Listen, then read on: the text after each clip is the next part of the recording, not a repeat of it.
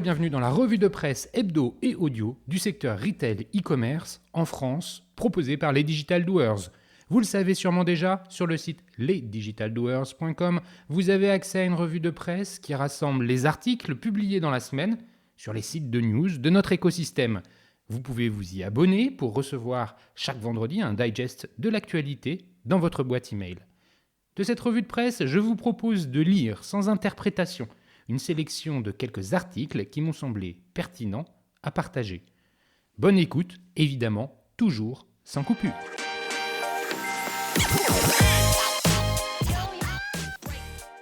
Pourquoi les startups cherchent-elles à décrocher le label B Corp ? Interview de Cyril Bertrand, Managing Partner chez Xange, à retrouver sur franchweb.fr en date du 7 juillet. Né il y a 15 ans aux États-Unis, le label B Corp, pour Benefit Corporation, se démocratise en France et en Europe.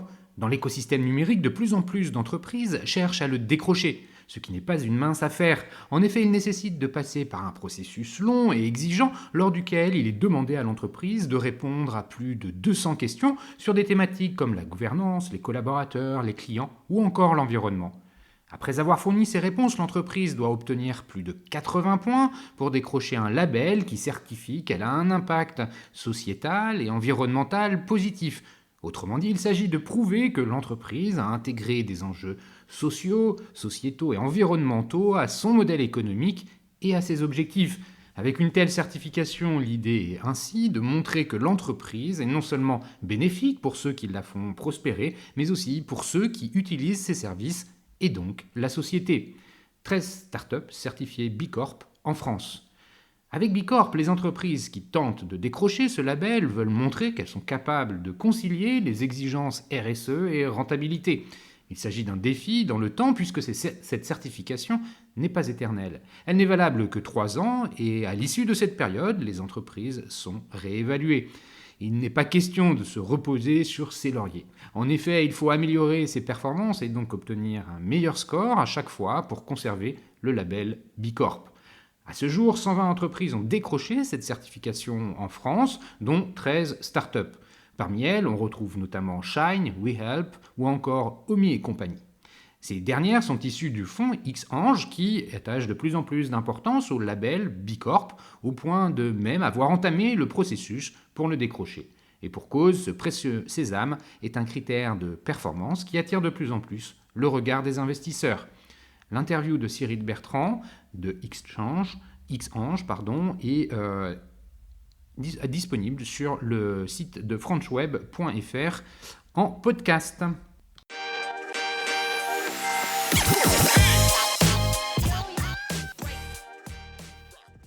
Comment l'avenir du commerce se dessine ? Article publié sur e-marketing.fr le 7 juillet. Cette étude Snapchat met en lumière 7 points méthodologiques qui joueront un rôle essentiel dans la reprise d'activité des magasins physiques. Le commerce de détail a subi de plein fouet les effets du changement technologique depuis le début du XXIe siècle. Si la révolution numérique s'est accélérée dans le monde entier, la montée du commerce en ligne, mobile et virtuel, a transformé la manière dont les consommateurs achètent et interagissent avec les marques. Si les innovations n'ont pas fini de nous surprendre au cours des prochaines années, une chose est sûre, la pandémie de Covid-19 a mis en évidence la nécessité pour les commerçants du monde entier d'innover. Bien que l'ampleur des fermetures de magasins et des confinements varie d'un marché à l'autre dans le monde, la majorité des consommateurs a été confrontée à des perturbations importantes qui ont joué un rôle majeur sur les comportements et les attitudes. Les marques et les commerçants du monde entier sont désormais confrontés à un défi: identifier et répondre aux futurs besoins et demandes des clients qui façonnent l'expérience et le parcours d'achat de la prochaine décennie. Afin de dresser un tableau détaillé des habitudes d'achat en cette période critique, cette étude axée sur les consommateurs et menée sur 12 marchés mondiaux examine l'évolution des attentes et des besoins des consommateurs dans le monde après la pandémie, en ligne, dans les magasins et sur les mobiles. Le retour de la fréquentation des commerces physiques après le Covid-19. À l'issue de la pandémie, les acheteurs retournent dans les commerces, désireux de vivre des expériences sociales et tactiles dont ils ont été privés l'année dernière, sans pour autant se passer des avantages et de la sécurité qu'offrent les achats en ligne. Plus de la moitié des consommateurs français ont déploré le manque de lien social lié aux achats dans les commerces depuis le début de la pandémie, ce chiffre passant à 58% chez les millennials et à 56% chez la génération Z. Pourtant, la donnée de l'étude indique que l'engagement accru en faveur du commerce électronique se maintiendra et qu'il pourra se poursuivre sur l'année à venir. Un acheteur sur 5 déclare continuer à faire plus d'achats en ligne dans les prochains mois contre 12% qui veulent réduire les achats sur Internet. La technologie favorisera le retour des acheteurs dans les commerces. Un Français sur trois est prêt à faire l'effort de fréquenter un commerce s'il proposait des services virtuels interactifs tels qu'un miroir connecté permettant d'essayer des vêtements ou du maquillage. Cela met en évidence le rôle que peut jouer la technologie de pointe dans l'amélioration de l'expérience en magasin et de la fréquentation. La génération Z et les millennials deviennent moteurs de la demande de technologie en magasin. 3 consommateurs de la génération Z sur 10 et 2 consommateurs millennials sur 10 affirment qu'ils se rendraient dans des magasins dotés de miroirs connectés. Et un consommateur sur 3 utiliserait cette fonction si elle était disponible en magasin. Même au sein des générations plus âgées, la demande est importante et continue d'augmenter. Pour les consommateurs, les détaillants doivent investir en priorité dans ces solutions tout en définissant les bonnes combinaisons pour améliorer l'expérience d'achat.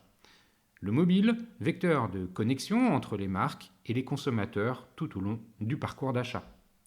Le mobile est le canal d'achat préféré d'un consommateur français sur 4 et plus de la moitié des consommateurs de la génération Z et des millennials déclarent ne jamais faire de shopping sans utiliser leur mobile. Comme le prouvent les conclusions de ce rapport, les appareils mobiles permettent aux acheteurs connectés d'être acteurs de leur parcours d'achat en créant le lien entre les canaux en ligne et hors ligne et en rapprochant l'achat de l'interaction sociale. 57% des acheteurs français répondant à l'étude s'accordent à dire qu'ils utilisent leur mobile en magasin pour comparer les prix. Ces comportements devraient pousser les commerçants à engager les acheteurs dans l'écosystème de la marque en poussant à utiliser son mobile en boutique. Un acheteur français sur 2 aimerait utiliser son mobile pour interagir avec les produits dans les rayons des magasins physiques. 28% des consommateurs de la génération Z déclarent même qu'il fera un détour pour se rendre dans un magasin qui proposerait un service leur permettant de scanner les produits avec leur mobile pour en savoir plus. La demande d'un accès facile à des informations exploitables, instructives, divertissantes et transparentes continuera de croître. L'essayage virtuel de produits passe de devenir la prochaine grande opportunité du commerce en ligne.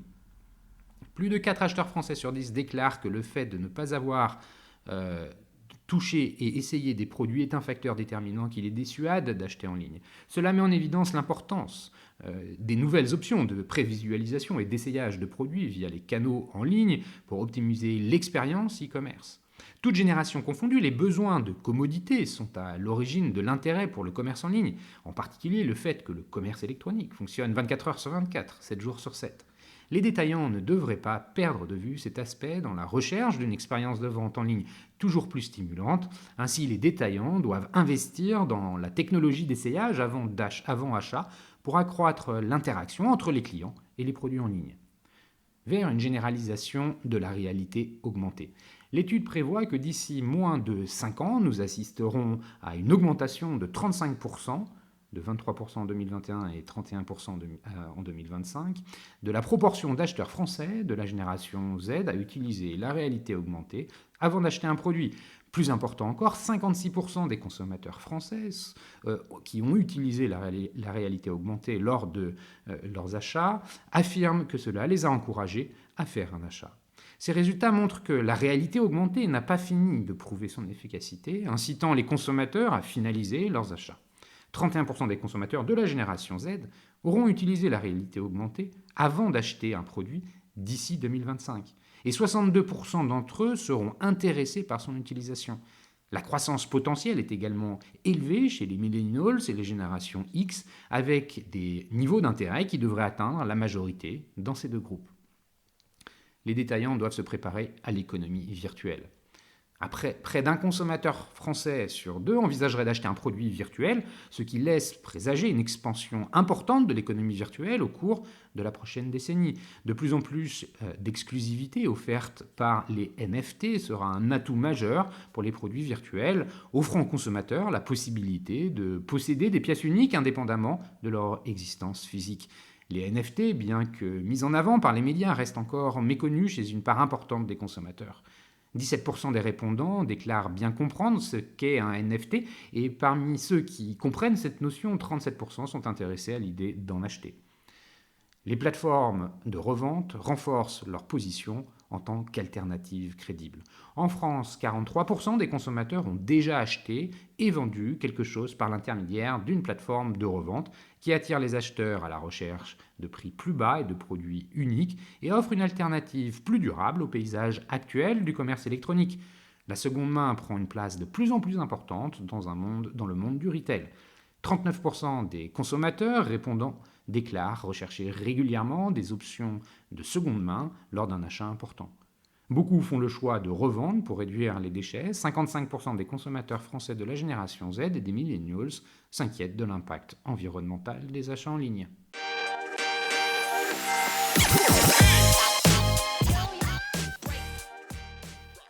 Le commerce mondial et le transport maritime sous pression de la reprise. À lire sur bfmtv.com en date du 9 juillet. À la hausse de la demande s'ajoute la nécessité de reconstituer des stocks en grande partie épuisés l'an dernier lorsque les échanges ont été quasiment mis à l'arrêt par la pandémie. Le commerce mondial a déjà fortement rebondi et devrait encore progresser cette année, poussé par la reprise économique qui conduit à une hausse des coûts des importations, en particulier du transport maritime, selon une étude de l'RMS publiée vendredi. Sur l'ensemble de l'année, les échanges internationaux devraient croître de 7,7% en volume et de 15,9% en valeur, après une chute respectivement de 8% et de 9,9% l'an dernier, prévoit l'assureur crédit. La réouverture des économies en Europe et aux États-Unis induit une forte hausse des importations en provenance d'Asie pour ces deux régions, qui soutient fortement le commerce mondial en volume, explique l'étude. Pénurie de containers et hausse des coûts. À la hausse de la demande s'ajoute la nécessité pour les entreprises de reconstituer leurs stocks qui ont été en grande partie épuisés l'an dernier lorsque les échanges ont été quasiment mis à l'arrêt par la pandémie. Conséquence, le transport de marchandises et en particulier le fret maritime peine à répondre aux besoins, entraînant une pénurie de containers et une hausse des coûts du transport. D'où une hausse en valeur des échanges supérieure à la hausse en volume. 60 à 65% des porte-containers subissent des retards de livraison depuis le début de l'année, contre environ 20% avant la crise, selon l'assureur crédit. Ce phénomène s'auto-alimente. L'augmentation soudaine des prix oblige les entreprises à changer leur stratégie de gestion des stocks. Elles passent ainsi d'un modèle de just-in-time à un modèle de just-in-case, achetant de manière précipitée des biens intermédiaires pour se protéger contre d'éventuelles nouvelles hausses de prix, détaille l'RMS. Les entreprises européennes sont particulièrement à la peine car leurs stocks étaient plus faibles que ceux de leurs concurrentes américaines ou asiatiques. Les secteurs où la gestion des stocks est la plus serrée, comme l'automobile ou le textile, sont aussi plus pénalisés. L'RMS estime que ces pressions sur les coûts devraient perdurer en 2022 avec la poursuite de la croissance du commerce mondial.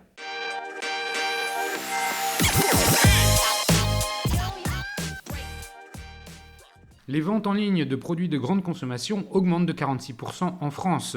À lire sur e-commercemag.fr, publié par Dalila Bouazis le 9 juillet. Selon l'étude Nielsen IQ, la croissance des ventes sur Internet de biens de grande consommation a plus que quadruplé en France depuis le Covid-19, en passant de 10% à 46%. Nielsen publie les résultats de son étude 2021 sur l'e-commerce en Europe qui examine comment les ventes online de produits de grande consommation ont évolué en Europe de l'Ouest depuis le début de la pandémie. Selon l'étude, la croissance des ventes sur Internet de biens de grande consommation a plus que quadruplé, en passant donc, comme je le disais, de plus 10 à plus 46%. Les ventes en ligne progressent 8 fois plus vite que les ventes en magasin, selon Jens Holling, Managing Director Western Europe de Nielsen. Le commerce online a considérablement accéléré sur la quasi-totalité des marchés européens en raison de la pandémie, représentant en 2020 plus de 30 milliards d'euros rien que dans les 5 plus grands marchés européens. Comme nous l'avons vu dans les autres régions à travers le globe, si les ventes en ligne montent en flèche, il reste encore une marge de progression, en particulier dans le domaine de l'alimentaire. Les problèmes que nous considérons comme des freins, comme la possibilité de choisir soi-même des aliments frais, se sont atténués depuis que le Covid-19 nous a forcés à un mode de vie contraint. Les éléments qui constituaient des barrières à l'entrée ne sont plus aussi forts et nous le constatons dans notre suivi de l'e-commerce. La viabilité du commerce alimentaire en ligne. L'e-commerce a toujours été voué à transformer le monde de la distribution, mais le Covid-19 a incontestablement accéléré la tendance. Alors que les dernières années ont élargi l'accès au numérique et permis de tester de nouveaux business models, 2020 a prouvé à la fois la nécessité et la viabilité du commerce en ligne. Mais John Hollig note que ce n'est que le début de l'évolution de l'e-commerce.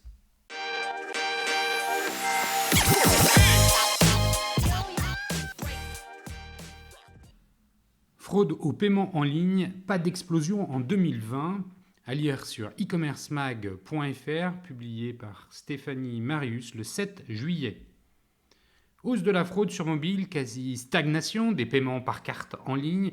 La dernière édition du rapport de l'Observatoire de la sécurité des paiements ne rapporte pas de hausse importante de la fraude au paiement en ligne comme en magasin, à l'exception du mobile. Alors que les paiements en ligne ont connu une croissance supérieure à 20% par rapport à la période avant crise, durant les périodes de confinement successives en 2020, le risque d'explosion de la fraude ne s'est pas matérialisé, selon le dernier rapport de l'Observatoire de la sécurité des moyens de paiement. En effet, alors que la fraude sur les paiements à distance s'élevait à 0,170% en 2019, elle progresse de manière très modérée à 0,174% en 2020. Les auteurs du rapport attribuent ces performances relativement bonnes aux efforts déployés par les e-commerçants, les prestataires de paiement et les émetteurs des moyens de paiement dans le cadre de la DSP2.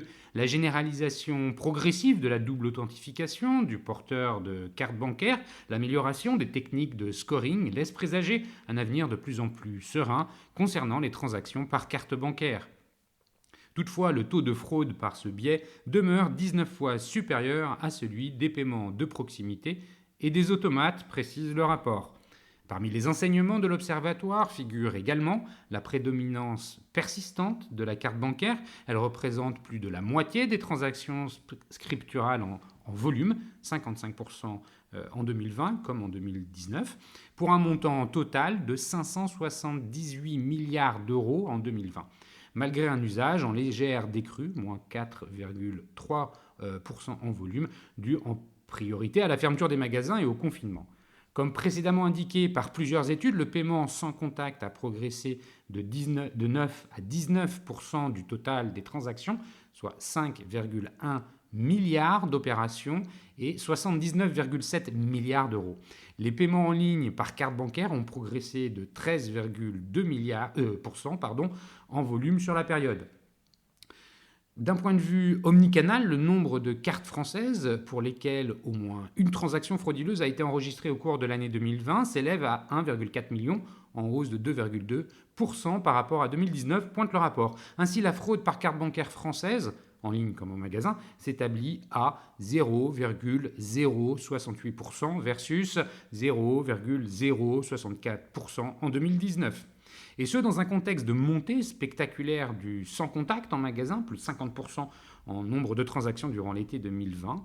Le risque provient surtout des cartes émises en dehors de la zone CEPA, lequel connaît toutefois une légère baisse, 0,290% contre 0,311% en 2019. Le montant fraudé par carte en ligne comme en magasin atteint 63 €. Le virement instantané n'est pas l'Eldorado escompté pour l'heure. Par ailleurs, le virement instantané présenté comme une possible alternative au règlement par carte bancaire alourdit le recours systématique au 3D Secure, demeure très minoritaire, de l'ordre de 1% en volume et de 0,08% en valeur. Cependant, il représente 45,5 millions de transactions en 2020, soit 3 fois plus que l'année précédente. pour un volume de 26,6 milliards d'euros. Preuve de sa faible appropriation par les retailers, le montant moyen du virement instantané demeure élevé à 585 euros. Son taux de fraude, certes beaucoup plus bas que celui de la carte bancaire, s'établit à 0,0397% des transactions en légère hausse. Enfin, le paiement mobile, dont la proportion a crû de manière importante, plus 135% en volume, soit 2,7 milliards d'euros. Le panier moyen, par ce biais, s'établit à 21,2 euros en 2020 contre 17,8 euros en 2019. Cependant, le paiement mobile demeure cantonné à une faible frange des transactions, 25% en volume, 3,4% en valeur. En revanche, le taux de fraude par ce canal progresse dangereusement. Il a été multiplié par 7 entre 2019 et 2020. Et voilà, c'est fini pour cette semaine. Merci de m'avoir écouté. N'oubliez pas de vous abonner à la revue de presse sur le site lesdigitaldoers.com. Si vous avez aimé l'exercice de cette revue de presse Retail e-commerce dans sa version audio, n'hésitez pas à me le faire savoir en m'envoyant un petit message sur LinkedIn et mieux encore en le faisant connaître autour de vous. Pour rappel, la dernière interview est celle de Christian Georges, cofondateur de Vestiaire Collective. Il vient de lancer une DNVB alimentaire, Omi et compagnie, échange passionnant sur la transparence alimentaire que je vous invite fortement à écouter si vous aimez les aliments qui ont du goût. Enfin, un dernier message d'auto-promo avec les Digital Doers. Je produis aussi des chaînes de podcasts thématiques pour les prestataires de services de notre écosystème. Donc si vous souhaitez animer la prise de parole de votre marché, c'est l'occasion d'inviter des clients et des prospects à venir converser avec vous autour de votre proposition de valeur. Vous êtes intéressé? Contactez-moi et d'ici là, portez-vous bien et à la semaine prochaine.